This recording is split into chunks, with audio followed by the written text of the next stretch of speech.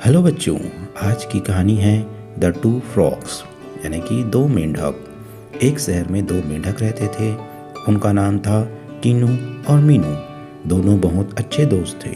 वे साथ साथ खेलते, कूदते और नाचते गाते थे। एक दिन शाम को टीनू और मीनू घूमने गए। उन्होंने एक घर का दरवाज़ा खुला देखा। वे घर के अंदर घुस गए। घर में बिजली नहीं थी। अंधेरे में वे छलांग लगाने लगे। अचानक वे दूध के एक बड़े बर्तन में गिर पड़े। उन्होंने बाहर निकलने की बहुत कोशिश की, लेकिन बिना ठोस आधार के वे बर्तन के बाहर कूद नहीं पा रहे थे। टीनू और मीनू को बहुत चिंता होने लगी।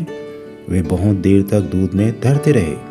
तैरते तैरते बर्तन में कितने ही चक्कर लगा लिए। कुछ देर बाद वे बुरी तरह थक गए। टीनू बोला, बस अब मैं और नहीं तैर सकता।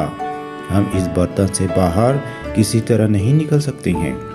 उसने तैरना छोड़ दिया और जल्दी ही दूध में डूब गया। लेकिन मीनू ने हिम्मत नहीं हारी। उसने सोचा, जब तक मैं जिंदा हूँ आशा नहीं छोड़ूंगा। वह लगातार तैरता रहा। वह भी बुरी तरह थक चुका था, पर उसने आशा नहीं छोड़ी थी। कुछ देर बाद उसने देखा कि दूध गाढ़ा हो रहा है। उसे बड़ा आश्चर्य हुआ। वह और तेजी से तैरने लगा। सुबह होने तक मेंढक मक्खन के बड़े से डल्ले पर खड़ा था।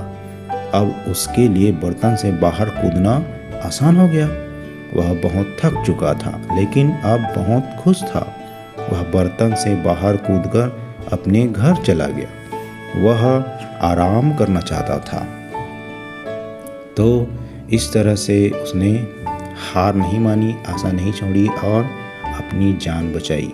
तो बच्चों, इस कहानी से हमें क्या सीख मिलती है? हमें अंतिम क्षणों तक हार नहीं माननी चाहिए।